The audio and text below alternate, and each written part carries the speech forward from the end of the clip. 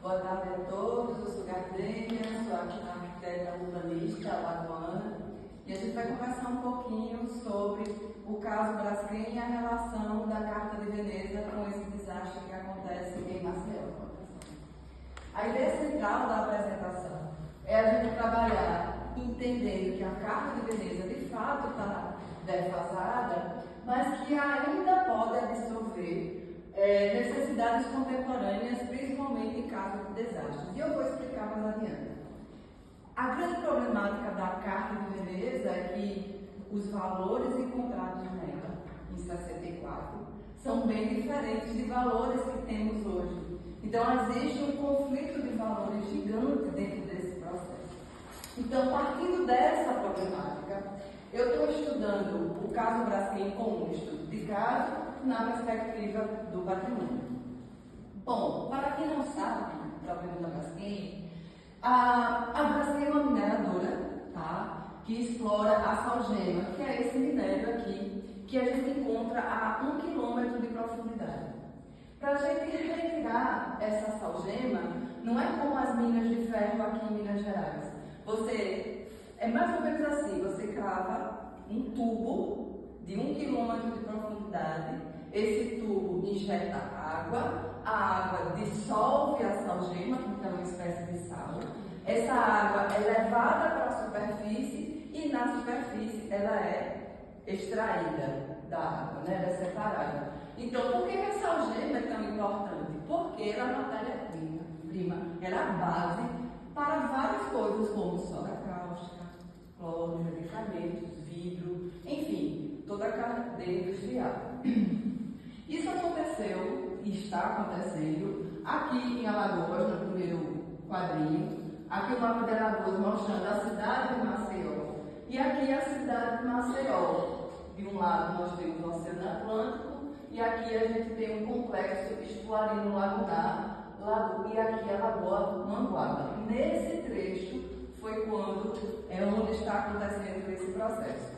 Bom, pegando esse trecho um pouco mais, foi aqui que está acontecendo, eu ampliei. Essa área verde é a área de risco. É o que foi mapeado e mostrado como uma área em que deve todo mundo ser evacuado.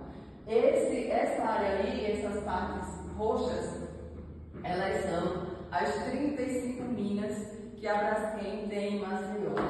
A gente só soube desse processo porque em 2018 houve um tremor de terra e dessas 35 minas, 15 estavam em colapso e 4 em colapso acelerado, onde uma delas entrou totalmente em colapso em dezembro do ano passado. Então, 5 bairros foram atingidos.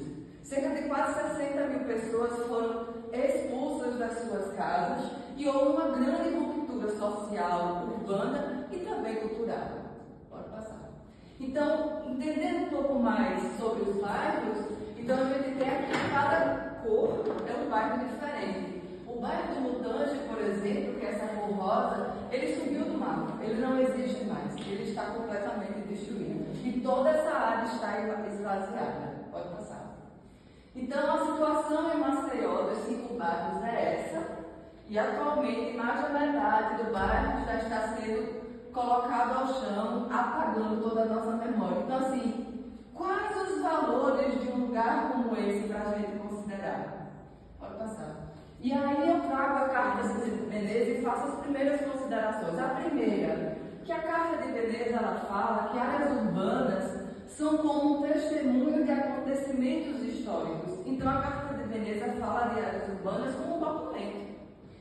E no artigo 5º ela fala da função útil à sociedade e adequado à evolução dos costumes. Os nossos costumes evoluíram e a gente precisa adequar a eles.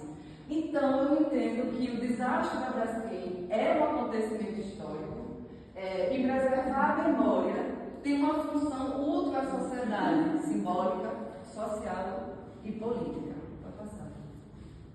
Mas aí eu parto para 3 pontos fundamentais da Carta de Veneza, e principalmente na área de conflitos, nesse conflito de valores. O primeiro ponto é Os valores que antes eram considerados, na década de 60, eram valores históricos, estéticos, artísticos, valores egocêntricos. E que atualmente a gente tem outros valores, múltiplos valores, dentre eles o valor simbólico, o valor funcional, o valor social, o valor econômico e principalmente político. Então, neste caso, como disse Flávio Castellari, o valor deixa de ser excepcional para ser um valor referencial. O que é que referencia aquele valor? Pode passar. Então, eu sigo o segundo ponto. Eu costumo chamar de fenômeno da pós-perda. Porque antes a gente queria preservar algo para ele não ser destruído, não é? Então a gente se apega à materialidade. Só que no caso de bairros, ou dessa situação da Braskem, de áreas destruídas, o patrimônio sensível, nós queremos preservar a memória, em função da verdade como denúncia. Então, essa materialidade que antes que a gente se apegava tanto, deixa de ser uma condição única de preservação. Existem outras condições para se preservar, e não só a materialidade. Então, o foco não está agora no que se perdeu. O foco está agora no que se pode revelar depois da perda. Pode passar. E o terceiro ponto que eu quero colocar aqui é a finalidade desse testemunho. Ok, a gente preserva porque é um testemunho, mas é um testemunho para quem? Porque essa era uma discussão muito, de valores muito eurocêntricos e que agora, dentro dessa narrativa, a gente precisa pensar os valores de quem preserva e como